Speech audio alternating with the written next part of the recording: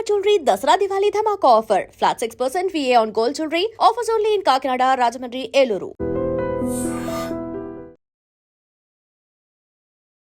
విశాఖలో 29 ఏళ్ల యువకుడు దారుణ హత్య తీవ్ర కలకలం రేపుతోంది. కంచనపాలెం పరిధిలో ఉన్నటువంటి తిక్కవాణిపాలెంకు చెందినటువంటి 29 సంవత్సరాలున్న యువకుడు గణేష్ హత్య వెనుకతల పేరెంట్స్ కానీ కుటుంబ సభ్యులైతే కనుక అనేక అనుమానాలు వ్యక్తం చేస్తున్నారు.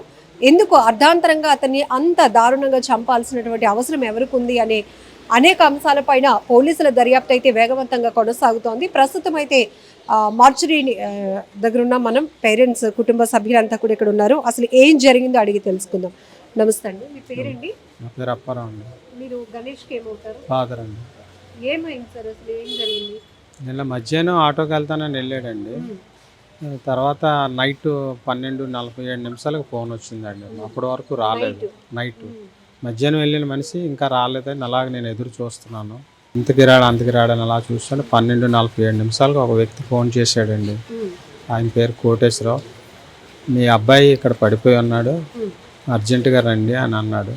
అది ఏమైందంటే నేను లేపడానికి ప్రయత్నించాను, రక్తం అది వస్తుంది తల నుంచి, ఎవరో కొట్టించినట్టున్నారు, అందువల్ల మీరు అర్జెంటుగా రండి అంటే నేను వెళ్ళి చూస్తే నాతో పాటు ఆ కుర్రోడు కూడా ప్రయత్నించాడు. లేపడానికి ప్రయత్నించాం, లేగట్లేదు, అన్కాన్షియస్ పొజిషన్లో ఉన్నాడు. అసలు ప్రాణం ఉందా లేదో కూడా మాకు తెలియట్లేదు. చాలా అబ్జర్వ్ చేసాం, చెవు పెట్టాము, నాడి పట్టుకున్నాం, కానీ మాకేమీ దొరకలేదు. మేము కన్ఫర్మ్ చేయలేకపోయాం. అదే ఏదైనా ఉంటే హాస్పిటల్కి తీసుకెళ్దామని, లేదంటే ఇంకెందుకని ఆలోచనలో మేము కన్ఫ్యూజ్లో ఉన్నాం. ఈ ఆలోచనలో వెంటనే నేను 100 డయల్ చేశాను, పోలీసులకు పిలిచాను, అలాగే 108కి ఫోన్ చేశాను. వాళ్ళు వచ్చారు. 110లో వచ్చే వరకు పోలీసులు ఉన్నారు. వచ్చిన తర్వాత వాళ్ళు కన్ఫర్మ్ చేసి చెక్ చేసి చనిపోయాడని చెప్పారు. అప్పుడు మిగతా వాళ్ళ ప్రాసెస్, పోలీసు వాళ్ళ ప్రాసెస్ వాళ్ళు మొదలుపెట్టారు. వాళ్ళు చేస్తున్నారండి ఇప్పుడు వరకు. అది జరిగింది. బాడీ ఉన్నటువంటి పరిస్థితుల్లో ఎట్లా అంటే ఎవరైనా ఎలా అటాక్ చేసింది? చాలా దారుణంగా కొట్టారండి. బుర్ర మీద వెనక భాగంలో 2-3 ప్లేసుల్లో ఒక కర్రకి మేకులు కొట్టి మరి బుర్రక కొట్టి దాంతో లాగేసి చీరేసినట్టు అయిపోయింది. ఆ కర్ర కూడా దొరికింది పోలీసులకి. మరి అది ఎక్కడ పెట్టారనేది పోలీసులకే తెలియాలి. కర్రకి మేకులు పెట్టి ఆ మేకులతో తల వెనక భాగంలో, అంటే ఈరోజు సినిమాలో చాలా క్రూరంగా మనం అలాగే ఉందండి. అది అలాగే చేశారండి. అలాగే కన్ను మీద గుద్దేశారు. కన్ను కూడా రెడ్గా అయిపోయి అయిపోయింది. మరి పక్క ఎముకలు భాగంలో కూడా దెబ్బలు ఉన్నాయి. సెట్ అయితే ఇప్పిస్తుందండి, ఆటోలో పడి ఉంది. ప్యాంటుతో ఉన్నాడు. పోలీసు వారు వచ్చిన తర్వాత ప్యాంటు కూడా ఓపెన్ చేసి ఇంకెక్కడైనా దెబ్బలు ఉన్నాయని చెక్ చేశారు. మరి వాళ్ళు ఏం డెసిషన్ తీసుకున్నారో మాకు తెలియదు. ఆ అబ్బాయి డిప్లొమా మెకానికల్ చేశాడు. మెకానికల్.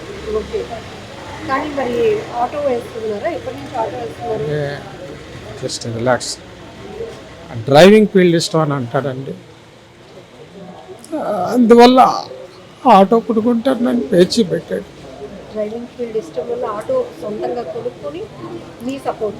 లవ్ మ్యారేజ్ చేసుకున్నాడు. జీవనోపాధి ఏదో ఉండాలని ఆటో కొనుక్కుంటాడు, నడుపుకుంటున్నాడు. మధ్యలో ఇక రకమైన గొడవలు అవుతూనే ఉన్నాయి. ఏం జరిగింది అనేది తెలియకుండా పరిస్థితిలో ఉందండి. 2 పిల్లలు, పెద్ద బాబు, వీడు చిన్న బాబు. మ్యారేజ్ అయ్యి ఎన్నాళ్ళు అవుతుందండి మీ అబ్బాయికి? 2018లో అయినట్టు. ఒక బాబు అండి, 6 years ప్లస్ అండి. గొడవలు జరుగుతూ ఉన్నాయి అంటున్నారు. ఎవరి మధ్య?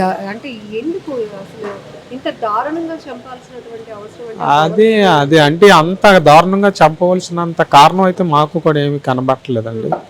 ఎందుకు అంత దారుణంగా చేశారనేది అర్థం కావట్లేదు. గతంలో చిన్న గొడవ అయిందండి, కొట్టుకున్నారు డిసెంబర్లో, కిందట సంవత్సరం డిసెంబర్లో గొడవ అయింది. ఆ వ్యక్తులకి ఈ వ్యక్తులకి రిలేషన్స్ ఉన్నాయండి. ఇప్పుడు ఉన్న రౌడీ షీటర్స్కి, వాళ్ళకి వీళ్ళకి. ఎందుకండి గొడవలు? దేనికి అసలు? అసలు ఎందుకు అవుతున్నాయో తెలియదండి. వాళ్ళేదో అక్కడ తాగుతూ ఉంటారు ఆ ఖాళీ ప్లేస్లో, వీళ్ళు ఎక్కడో తాగుతుంటారు. వాళ్ళు ఎందుకు కలుస్తారో ఎప్పుడు కలుస్తారో కూడా తెలియదు. మా అబ్బాయి అదే టైంలో ఆటో పెట్టడానికి వస్తుంటాడండి అక్కడికి, ఆ పార్కింగ్ చేయడానికి వస్తుంటాడు.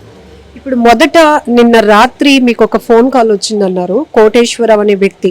ఆ ఫోన్ కాల్ చేసిన పర్సన్ ఎవరండి, మీకు ఏమైనా ఐడియా ఉందా?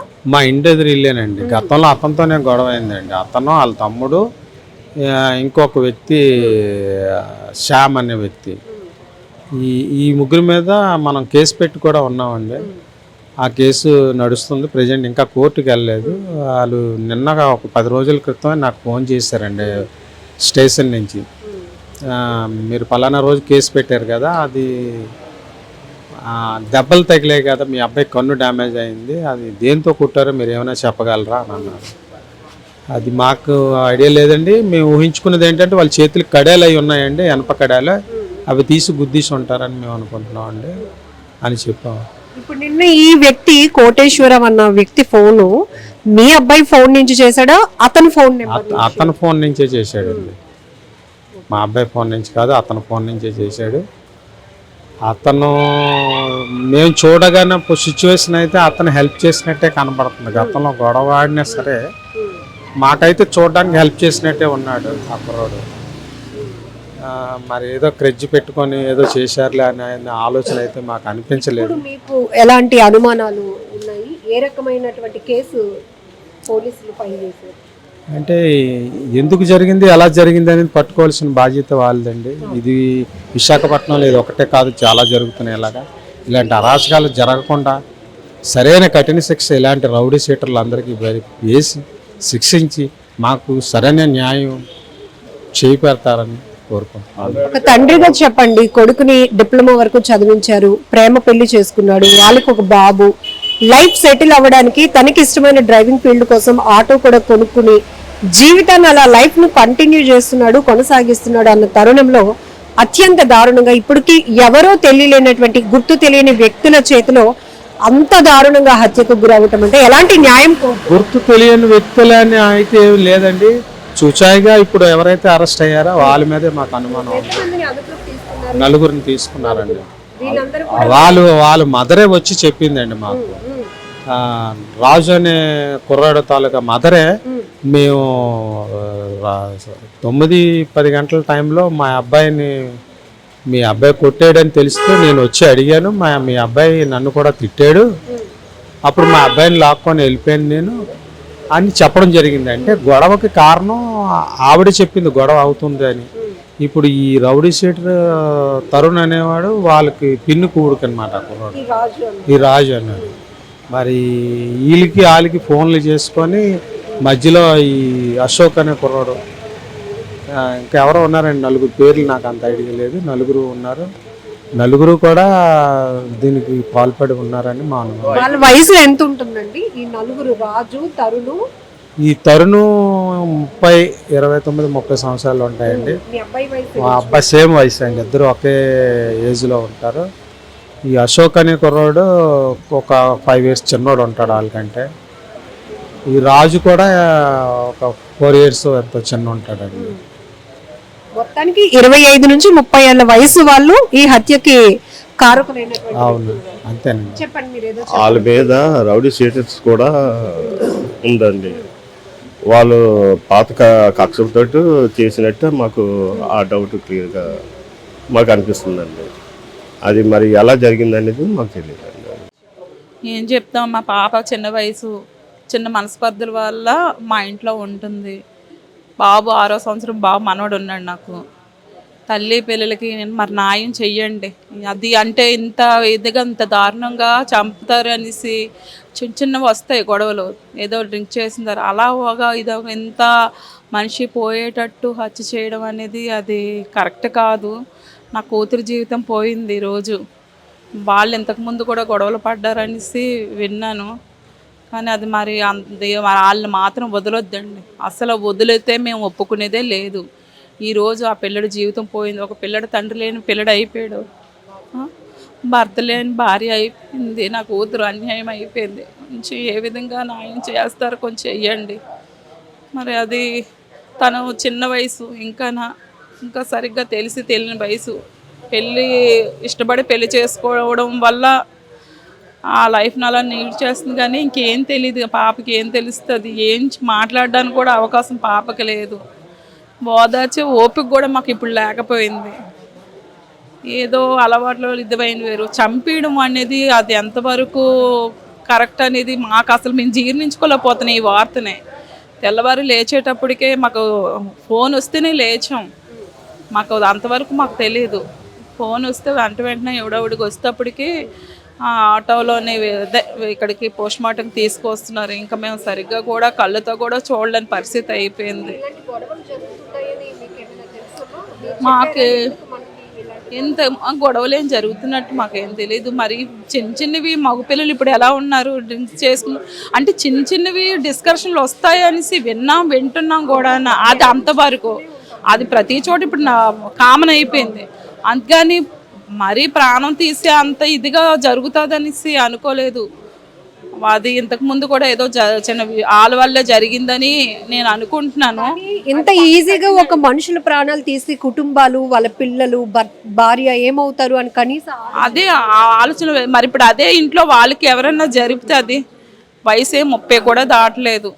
పిల్లడు ఇంకేమీ భార్య పిల్లలతోటి ఇంకా చూడవలసినవి చేయవలసినవి కూడా ఏమీ లేకుండానే అన్యాయంగా 3 పదులు దాటలేదు, మట్టి కల్పించేశారు. అనాథ శవంలాగా అక్కడ ఒక్కరు వచ్చి చూసి చెప్పే వరకు కూడా తెలియలేదు. ఇంత దారుణంగా ఉంటే ఇప్పుడు ఏమవుతుంది? ప్రాణం విలువ ఏమి కాకుండా పోతుంది. కొంచెం నా కూతురికి న్యాయం చెయ్యండి. ఏ విధంగా చేస్తారో వాళ్ళు మాత్రం వదలొద్దు. మీ భర్త అంత దారుణంగా హత్యకు గురి కావటం చాలా బాధాకరమైన విషయం. ఏం న్యాయం? మీరు చెయ్యండి న్యాయం చెయ్యండి. నా భర్తకి, నాకు, మా అత్తకి, మా ఆయనకి కూడా. ఎప్పుడైందమ్మా మీకు మ్యారేజ్? 2018. మీరేం చదువుతున్నారు? బీకామ్ చేశాను. తిను డిప్లొమా. ఇద్దరికి పరిచయం బావ అవుతాడు. బాబు. పిల్లలు ఎంతమంది? బాబు ఒకడు. ఎంత వయసులో? 6 years. చూసారా అసలు ఏం జరిగిందో? ఏమైనా నాకు తెలియదండి. మా అమ్మ వాళ్ళ ఇంట్లో చిన్న మనస్పర్ధల వల్ల ఉన్నాను 5 నెలల నుంచి. తెల్లవారు నాకు ఫోన్ వస్తే వెళ్ళాను అంతే. గొడవ మా అత్తగారు కాల్ చేశారు. ఏమైనా ఇతరులతో అంటే ఫ్రెండ్స్తో కానీ చుట్టుపక్కల ముందు గొడవ అయింది. నాకు వాళ్ళ మీదే అనుమానం. ఎందుకు గొడవ అయిందో ఏమైనా ఐడియా ఉందా? అదేం తెలియదండి. వాళ్ళు ఎవరు అంటే ఇంటి దగ్గర ఉన్న వాళ్ళు. ఇప్పుడు ఈ హత్యకు గురైన వ్యక్తుల్లో ఒక 4గురిని పోలీసులు అదుపులోకి తీసుకున్నారు. వాళ్ళే అనుకున్నారు. నిజంగా ప్రస్తుతం ఉన్నటువంటి సమాజం దేనికి ప్రయారిటీ ఇస్తుంది? ఆర్థిక సంబంధాల చుట్టూ మాత్రమే తిరుగుతుంది. మళ్ళీ ఎన్నికలంగానే చాలా విరక్తి కలుగుతాను. మంచి అనిపిస్తుంది కదా, లేడీస్ కూడా ఛాలెంజింగ్ జాబ్స్ చేసినప్పుడు చాలా బాగుంటది. ట్రాఫిక్ అసిస్టెంట్స్ గా నియమించిన ట్రాన్స్జెండర్స్ అందరితో సాల్యూట్ చేయించుకుంటున్నారు. ఫుడ్ డెలివరీ ఇవ్వటానికి వెళ్ళినటువంటి డెలివరీ బాయ్ అనిల్ పై కళ్ళ ముందు